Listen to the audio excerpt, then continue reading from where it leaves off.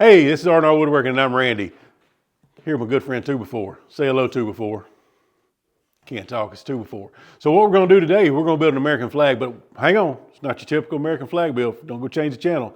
It's kind of a quick build, kind of show you how I normally do. Also, there's going to be a little story in there, something you may not know about American flag. But also at the end, I'm going to tell you two things that I learned in this build that can save you a lot of headache, a lot of time, a lot of money, a lot of everything. So let's get over to the build so you can see what's going on. Stick around to the end, because you don't want to miss those two tips. See you over there. All right, pretty simple build. As you can see there, you need a 16-foot 2x4, and you need a piece of a 2x12, about 14.5 inches long, some glue, and some stain. So you'll take your first ones, you'll cut 3 pieces of that 2x4 at 36 inches. Then you'll cut 4 pieces at 27.5 inches. And then you'll cut that 2x12 14.5 inches. And that's about it. Pretty simple. Notice that 4 pieces right there. Now we're getting down to the 2x12. You just want to rip it off. Get you that piece right there. Now we're going to go over to the table saw.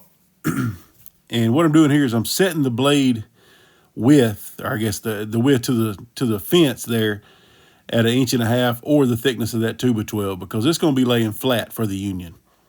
Now you just start ripping your 2x4s down. Turn it over. There you go. You rip that piece off. That way you have 2 equal pieces. And you're going to continue to do that on all the pieces. Remember, guys, always use a push stick. Don't even get your finger close to that blade whatsoever. You'll rip down every single one of them. That's going to give you plenty of pieces. And you'll see what we're going to do with them here in a little bit. Basically, we're making the stripes for the flag. Simple as that. And speaking of the flag, in the early days of the American colonies, long before the states were united, long before there was even a thought of a president, people flew many different flags. Some bore symbols of kings, some showed pine trees or rattlesnakes, and some carried bold messages like, "Don't tread on me." We still see those around today. But as the tensions with Great Britain grew, the people of the colonies began to imagine something they had never needed before, a single flag to represent them all. The first widely recognized symbol of unity came in 1775 when George Washington raised the Grand Union flag over his camp during the Revolutionary War. It had 13 red and white stripes for the 13 colonies, but in the upper corner sat the British Union Jack, a reminder of the king the colonists still technically served. It represented unity, yes, but also the struggle between who they were and who they hoped to be. Excuse me. Then came 1776, the year the colonies declared they would remain tied to Britain no longer. As courage lit the hearts of revolutionaries, so did the idea that a new nation deserved a new banner. According to one famous legend, though historians debate the details, George Washington visited Betsy Ross, a skilled Philadelphia seamstress. He asked her if she could stitch a flag that represented the soon-to-be United States.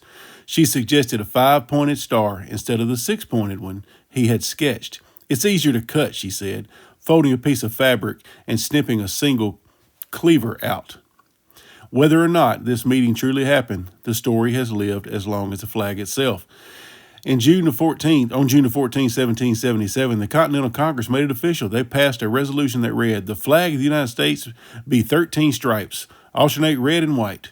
That the Union be 13 stars, white in a blue field, representing a new constellation." Simply put, the stars would stand out, each new state joining the nation, shining together in unity. As the nation grew, so did the flag. In 1795, after Kentucky and Vermont joined the Union, the government added 2 more stars and 2 more stripes. That 15-star, 15-stripe flag flew over Fort McHenry during the War of 1812. And it was that sight, tattered but still waving after a night of bombardment, that inspired Francis Scott Key to write the poem that became the Star-Spangled Banner. But adding stripes for every new state quickly became impractical. Congress fixed this in 1818, deciding the flag would always have 13 stripes to honor the original colonies, while a new star would be added for every new state. From then on, the flag changed slowly, 1 star at a time, as America stretched westward and expanded.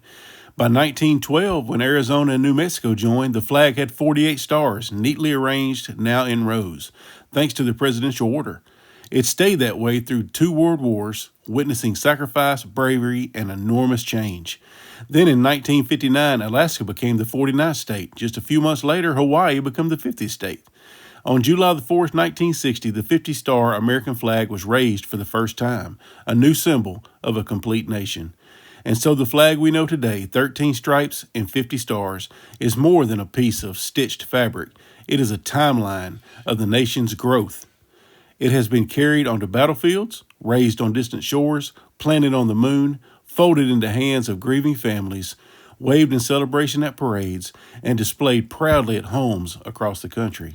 It tells the story of a people striving, sometimes stumbling, sometimes soaring, but always trying to live up to the ideals of freedom and unity it represents.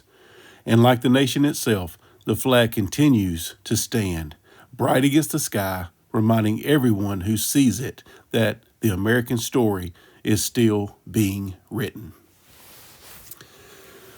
So as you can see here, I'm getting my stars and stripes lined out on these clamps. There's nothing on this but just some barn red stain and some worn navy for the blue. I added an extra clamp there for the union. We used Type Bond 3 on everything. It could have been Type Bond 2. I just had Type Bond 3. Finally got rid of my old glue bottle and went and picked up just an old ketchup bottle from one of the big stores. I think it was 99 cents, and it's worked phenomenal. I have that special glue spreader there. It's attached to my right hand. Just continue to put a little bit of glue in between each one of them. You don't want a lot of squeeze out because it's just more cleanup for you. And you'll see me having to clean up some here in just a few minutes. Wish I hadn't put so much on it, which I thought was very little. But now just line all your edges up, put your clamps in, squeeze everything up against that union on the small stripes, and start clamping. Don't over clamp. Remember, you're dealing with a lot of pieces here. This thing could bow up, it could come up. It don't take a lot of force. Let the glue do what it does and let it hold together for you. Here I just take my wooden mallet, make sure everything's tapped down real good, wiping up all the excess glue there, using some paper towels, anything I can get down in that groove there to get that out of there. And that's all you do. Simple as that. There you go. Told you it wasn't that bad of a build. Looks pretty cool too, I think. It's the first one I've ever built. First one I built, first time on camera. You saw the mistakes, all kinds of things.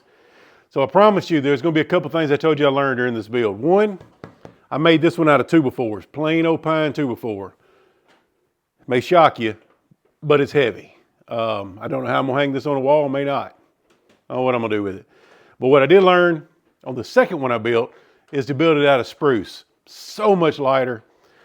The white is more white, so it pops a little bit more. So do that. Build it out of spruce. It's a little bit more money, but it's so much cleaner to work with. Also, something else I learned is I would glue the stripes together by themselves and keep the union out of it. And then once they're dry, I would come back in and glue the union back on.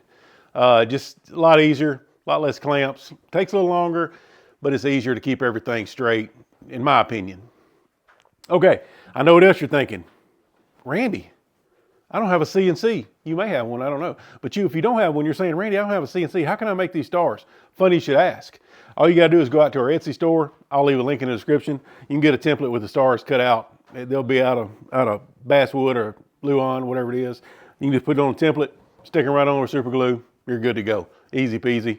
Also, you get some free plans with it if you purchase that. Nothing to it. If you like what you saw, check out one of those videos over. You might like that as well. Also, drop a comment in the comment section. I read and like and answer every single one of them. It's really supportive. I appreciate it. We get a lot of positive comments, and I really appreciate that. Also, if I did something wrong or something you like with the flag, or if you had a question about the union, any of that stuff, just let me know. I'll be glad to answer it. Also, if you like and subscribe, if you like the channel, like and subscribe, hit the bell. You'll know when I upload a new one every single time. Also, we do have a membership channel now. We're just now launching it. This is the first video where I'm putting it out there that we do have a membership channel. We do have perks out there. I'd like to get that going. So might be the first one, second one, no telling what you could get out of that. We're going to add more and more perks. There's 2 different levels. You can go out there and check it out. Hey, I appreciate you watching. I appreciate the support, and may God bless you.